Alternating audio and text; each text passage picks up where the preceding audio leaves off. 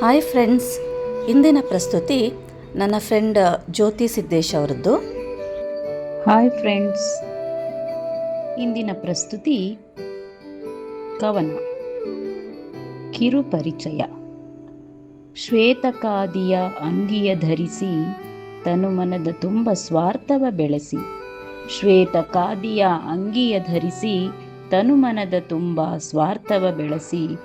ಆಶ್ವಾಸನೆಯಲೇ ಜನರನ್ನು ನಂಬಿಸಿ, ಆಶ್ವಾಸನೆಯಲೇ ಜನರನ್ನು ನಂಬಿಸಿ. ಮಾತಿನಲ್ಲಿ ವಿಷವನ್ನು ಬೆರೆಸಿ ಬಡ ಜನತೆಯ ಅಸ್ತಿತ್ವದ ಬೇರಿಗೆ ಕೊಡಲಿ ಹಾಕುತ್ತಿರುವ ಈ ಧುರೀಣರು ನಮ್ಮನ್ನಾಳುವ ನಾಯಕರು. ಕೊಡಲಿ ಹಾಕುತ್ತಿರುವ ಈ ಧುರೀಣರು ನಮ್ಮನ್ನಾಳುವ ನಾಯಕರು. ರೈತನೇ ದೇಶದ ಬೆನ್ನೆಲುಬು, ಹಳ್ಳಿಗಳಿಂದಲೇ ದೇಶದ ಅಭಿವೃದ್ಧಿ.